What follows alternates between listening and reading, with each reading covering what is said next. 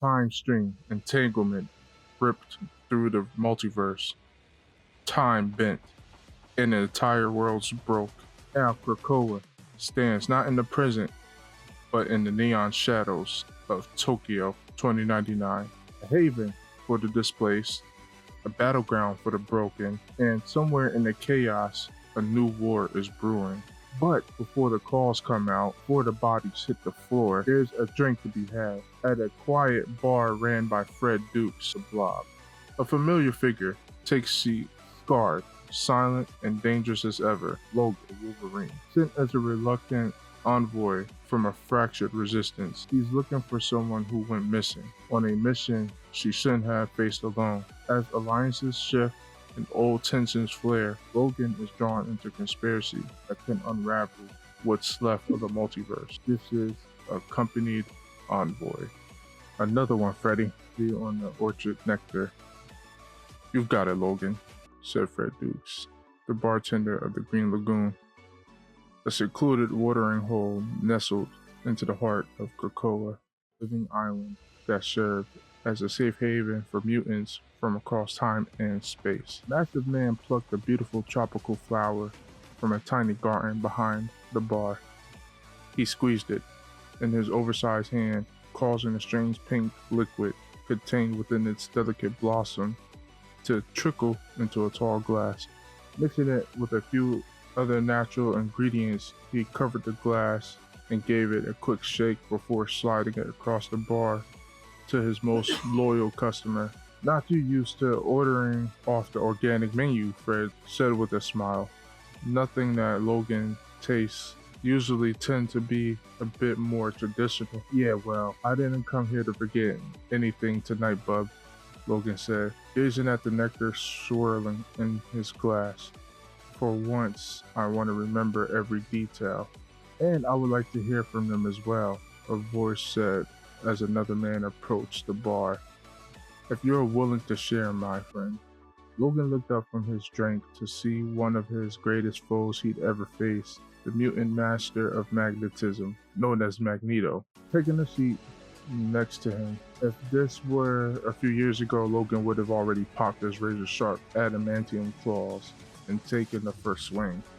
But these were strange times, and for a man who lived as long as and eventful as the Wolverine, that was certainly saying something. Logan was used to the unexpected, but everything had turned upside down, and when the chronal disruption known as the time stream entanglement started wiping out realities, Krakoa may have been home to some of the most powerful mutants on the planet, but that wasn't enough to keep it safe from the cosmic catastrophe's devastating effects. The island and its inhabitants found themselves swept up in a powerful temporal storm and nearly became lost in time and space. Aurora Monroe, the X-Men called Storm, managed to navigate the island safely through the tempest. But when danger had finally passed, their new reality began to sink in. Krakoa not only had been transported to a different dimension, but to a whole new era as well, the year 2099. Always wanted to seize opportunity, Magneto took advantage of the crisis, but not in the way most might have expected. Instead of trying to subjugate the unsuspected humans of the future world, he instead opened the gates to Krakoa to all mutants who had become displaced by the time stream entanglement. His efforts had already turned him into the respect of many and the ire of many more. Magneto didn't care what the world beyond Krakoa thought of him, nor did he have any interest in mankind's petty squabbles. All he cared about was having the safety of his own people and of Krakoa. But Logan knew that no man or mutant was truly an island. Still got your cape in the bunch that I've been running with this humans, Eric? Logan asked, taking a swig of his drink and sneering as the festive, fruity flavors danced across his tongue. There are still so many mutants who need our help, Logan, Magneto responded. You should be focused on them. Our people ain't the only ones in trouble, Logan responded gruffly. Just because most folks in this day and age don't seem to be born with the X gene anymore, it doesn't mean we can just ignore the threats they're up against. Helping innocents is one thing, Magneto said, his tone becoming more judgmental. But you're out there fighting the powers that be alongside some sort of human liberation front. Your careless actions could put a target on Krakoa and all those who came here for protection. Funny, Logan said, dismissing Magneto's concern. Since when have you been one to stand by and do nothing? Well-being of our entire species became mine to safeguard, Magneto replied. Fair enough, Logan said. But believe it or not, I'm doing what I can to keep Krakoa safe as well, from goose steppers like the public eye, from corporations like Alchemax, and especially from that metal mask maniac, Doom. So paused, knowing his companion was speaking the truth. Somehow, Victor Von Doom was still alive and thriving in this era. The king of Latveria had become more powerful than ever, both as a political leader and as a sorcerer. It is even rumored that Doom himself had kickstarted the time stream entanglement. So there was conflicting reports as to whether it had been the Doom of this reality or another of his multiversal variants. Still, Magneto knew it was only a matter of time before Doom set his sights on Krakoa and the growing army of the mutant soldiers for whom it had become a sanctuary. Perhaps Logan's actions were more justified than Magneto was willing to admit. Your allies in this resistance, Magneto said, considering his words carefully so as to not send the Wolverine into a berserker rage. Are you sure they can be trusted? With my life, Logan said without pause. There may not be many of us fighting this fight, but the ones we got are the best there are at what they do. And the hottest, am I right? Fred chimed in unexpectedly from behind the bar. The Black Widow was always smoking. For a human, I mean. But then again, I guess she gotta be, like over 100 years old by now? So maybe just forget what I said. Natasha don't look a day older than what she did when she was in her prime, bub, Logan responded. Guess I ain't the only one who figure out how to fight off the effects of aging. And there's someone else who just showed up that literally hasn't aged a day in a century and a half. Someone you'll probably order about. Eric, Magneto, and Fred listened attentively as Logan began to recount his most recent excursion beyond the shores of Krakoa. Magneto and Fred listened attentively as Logan began to recount his most recent excursion beyond the shores of Krakoa. Logan had went through a Krakoan gate to rendezvous with Natasha Romanoff in Tokyo, the Red Room which the Black Widow was now using as her own personal spy network, had intercepted rumors that someone was planning hits on the major crime organizations such as the Yoshida Corporation. They needed to know if the person targeting these groups was a potential ally or yet another enemy to add to their list. But when Wolverine arrived, at their usual meeting point, Natasha was nowhere to be found. He tried to contact her on the Resistance secure comm channel, but she had gone radio silent. That wasn't like her.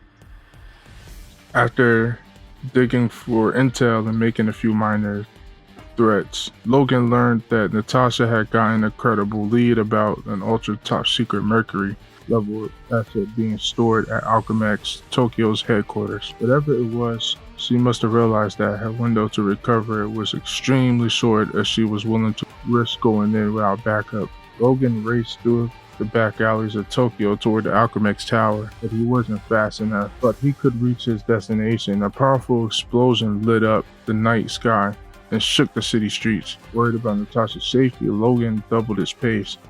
But instead of finding the Resistance most elite spy, he found himself face to face with one of the most legendary warriors to ever grace the field of battle, Steve Rogers. Captain Freaking America? Fred blurted out, snapping Logan out of his story. You gotta be kidding me. No joke, bub, Logan said, but the Boy Scout wasn't alone. Logan continued his tale, saying how Cap's signature red, white, and blue uniform was badly scorched, as if he had walked out the inferno at the Alchemix building. To make matters worse, he was now surrounded by a small squadron of Doombots that were all aiming their weapons at him. Logan wasted no time popping his claws and leaping into the fray as he furiously slashed, reducing Doombots to scrap. Logan never once questioned if he was on the right side of the battle. After all, if there was anyone who could be trusted without hesitation, no matter the timeline, it was Captain America. Cap didn't have his shield on him, but that didn't stop him from joining the fight. The super soldier was on one of the best hand-to-hand combatants who'd ever lived, and even a seasoned warrior like Logan couldn't help but be impressed by Cap's strength and skills as he delivered blow after blow to the mechanical menaces. Once Wolverine had sliced the head clean off the final Doombot's armored shoulders, he asked Cap about Natasha. Cap confirmed that she was the one who had rescued him and said that she was safe. Logan warned that she wouldn't stay that way. If they stuck around much longer, Cap agreed nothing, that he had only unthawed the strange new world, and he already knew that. Alchemax, the public eye, and now Doom himself looking down to get their hands on him. Logan considered breaking Cap back to Krakoa, but there were multiple problems with that plan. First, the organic gateways that allow Krakoan citizens to travel to and from the island in the blink of an eye could only be accessed by those with mutant genes. Second, as much as he hated to admit, Logan deep down that Magneto was right. If their foes found out Cap was being harbored by the mutants of Krakoa, who would almost certainly drag all of mutant kind into war that none of them were ready to fight, at least not yet. A wise choice, Magneto said. But where is your star-spangled ally now? I'm getting the pal, Logan said. Hold your horses. Logan went on telling how he took Cap back to the secure resistance safe house, but by then, the effects of the blast at Alchemax, not to mention the century and a half Cap had spent trapped in ice, had taken their toll on the Sentinel of Liberty. Not even his super soldier serum was enough to heal his burns and reduce atrophy in his muscles. Cap didn't have a healing factor, but Logan had access to something that could give his new ally back in the game again, and in no time making a quick trip back to Krakoa. Logan gathered some additional flowers and returned with them to his safe house. It wasn't long before Cap was back to his old self, his renewed vigor, and apparently also his renewed sense of beauty. I owe you my life, soldier, Cap said upon his recovery. This may not be the war that I was made to fight in, but I'd be honored to join the resistance and help you turn the tide against this Doom fellow and any other fascist forces trying to crush your people beneath their collective boot heel. Thanks for the offer, Logan said, but that mess back at Alchemax has probably set off public eye alarms across Tokyo and beyond. Resistance is going to need to keep a low profile for a while. And as great as having Captain America on our team might sound, it's bound to draw a bit too much unwanted attention. His fan Cap replied, do you happen to know where anywhere else I can go? Preferably somewhere far enough to keep away from everyone. There aren't many places left on this planet that aren't under construction, constant surveillance, he replied. But the notion gave him another idea. If the place he sent Cap wasn't even on the planet at all. Tell me about Logan. Team, have you ever heard of Wakanda? The African nation, Cap asked, instantly seeing the merit in Logan's suggestion. They managed to hide their presence perfectly during the war. I doubt anyone would be able to find me there. The good news is, I happen to be close friends with King T'Chaka. My shield was even forged from vibranium, a rare Wakanda metal. I wonder if they could have made me a new one. They could break it to you, Logan said with a smile. But T'Chaka ain't king no more, and Wakanda is a long way from Africa these days. Logan informed Cap of how Wakandans had set off to the stars in search of the true source of vibranium, and had since built themselves an intergalactic empire. Cap seemed dismayed, but all hope wasn't lost. The current king of Wakanda, T'Challa, had been attempting to make strategic alliances to battle against the darkness he saw on the horizon. Oh yes, Spencer interjected. T'Challa came to me seeking Krakoa's aid, but we were not ready to commit to such a partnership. Yeah, well, he came to Natasha too, Logan said, and she was smart enough to take him up on his offer. T'Challa had provided resistance with a single tech Kamoyo bead containing special code that could be used at any Wakandan embassy over the passageway across the stars. straight to the heart of the Intergalactic Empire of Wakanda. With Natasha still off the grid after the Alchemax incident, it was up to Logan to escort Cap to the Wakanda embassy in Tokyo. As much as Logan would have loved to carve a path through some public eye soldiers along the way, two heroes managed to use their impressive stealth skills to get to their final destination undetected. When they arrived at the embassy, it was empty. The two followed T'Challa's direction and located the sculpture of Bashinga, the king of Wakanda. As they stood in front of the statue, Logan activated the colonial bead and portal instantly appeared. Cap gave Logan a salute, thanked him for his service, and stepped through, confident that he could handle whatever awaited him on the other side. With Cap safely delivered, Logan knew he had to return his intentions of finding Natasha, and not before stopping back home for a quick refresher. Logan concluded, finishing off the last drops of his pink liquid in his glass and wiping his stubble-covered chin with his forearm. I shouldn't even tell Magneto said. But what I find truly refreshing is the notion that perhaps we have as many friends in this new world as we do foes. Sometimes it helps to take your helmet off so you can see the full picture, Logan said with a smirk. Indeed, Magneto replied. She stood to walk away. Now, if you'll excuse me, I have much to do, and it seems much to consider. You and me both, Logan said as he placed his empty glass on the bar. Want me to fill you up? Fred asked, hoping that another round might come up with another exciting story about Logan's adventures. Logan stood up and glanced down the trail that led out of the Green Lagoon. He knew he had to get back into the field sooner rather than later.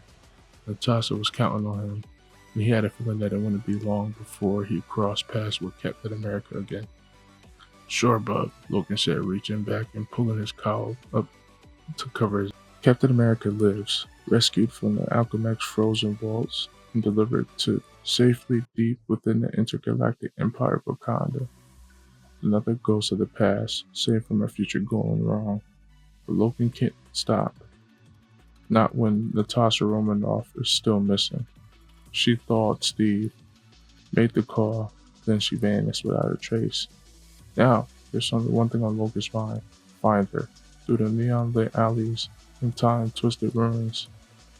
In a city that no longer remembers what it was, the hunter moves quiet, focused, dangerous. Because when Logan starts tracking, he doesn't stop, not until he finds the truth. In the next video will be titled Rising Pulse. See you guys in the next video.